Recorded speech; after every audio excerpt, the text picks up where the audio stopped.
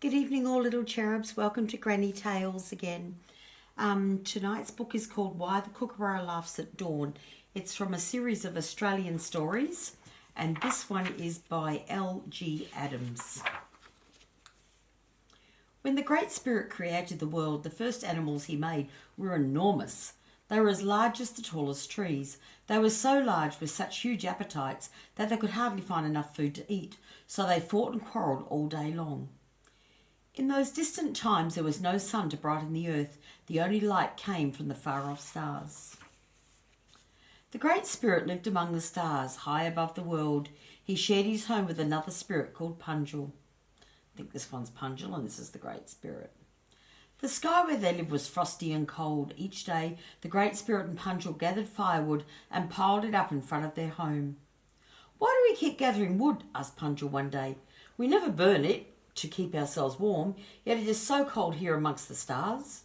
"Be patient," answered the Great Spirit. "One day we will have a fire to keep ourselves warm. Then we will need all the wood we can gather." While they were both talking, down the earth below something was happening. Emu and Eagle, two giant creatures, were fighting over some food. Emu snatched it from Eagle and ran away. Eagle flew after him, squawking with anger. Although Emu ran fast, Eagle stayed close behind. Soon Eagle stretched out his neck and began to pluck Emu's tail feathers. Emu screeched with pain and ran into a thick bush where Eagle could not follow. Eagle soon gave up and walked away. He had not gone far when he almost stumbled into Emu's nest in the grass. In the nest were 10 large dark green eggs. Eagle was still angry. When he saw the eggs, he gave a wicked smile. "I will teach Emu a lesson," he laughed to himself. He glanced around and made sure no one was watching. Then he snatched up one of the eggs and threw it into the air as hard as he could. Eagle was very strong. The egg flew high above the world, straight towards the stars. Punjil and the Great Spirit saw it zooming towards them. Faster and faster it soared, closer and closer, until it seemed it would hit them. Punjil tried to catch the egg but missed. It flew right past him and smashed against a pile of wood in front of their home. To Punjil's surprise, the egg burst into flames. The pile of wood was quietly set alight. Soon the great fire was blazing. "At last we have our fire," said the Great Spirit. "Now let us warm ourselves." The two spirits moved closer to the fire and enjoyed its welcome warmth. Punjil looked down at the world far below. The light from the fire had rolled back the darkness. The earth's beauty was revealed for the first time. Punjil saw that the tallest mountain tops were tinged with gold from the fire. The hills were covered with soft green trees. Silver streams sparkled as they tumbled through the valleys. The plains glowed with shades of brown and yellow and red. Never before had he seen such a wondrous sight. "The world you had made is truly beautiful," said Punjil to the Great Spirit. "You should not be hidden in this darkness for so long."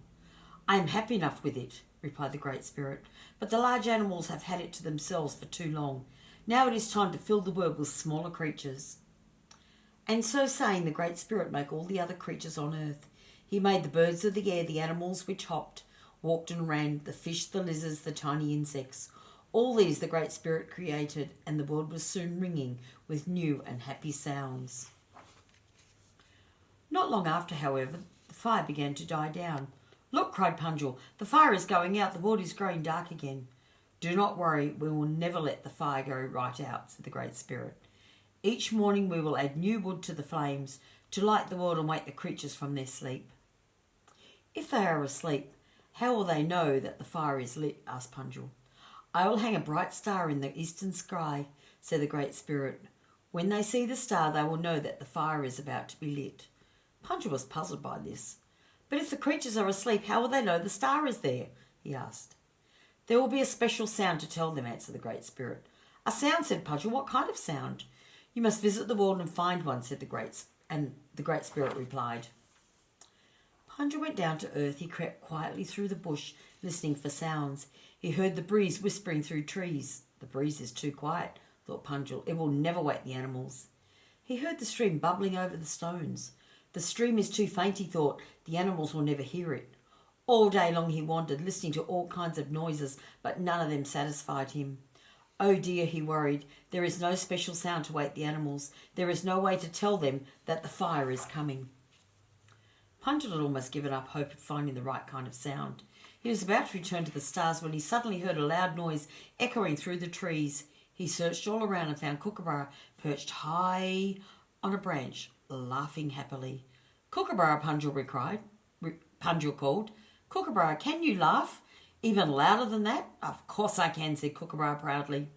He opened his beak even wider and laughed so loudly Punjil had to cover his ears. "Kookaburra," said Punjil, "the Great Spirit is going to hang a bright star in the eastern sky each morning. Will you watch out for it? Will you laugh that merry laugh when you see it?" "Hang a star in the sky each morning," Kookaburra chuckled. "Why, that is funny. I will certainly laugh at that." And just to prove it, he began laughing loudly once again.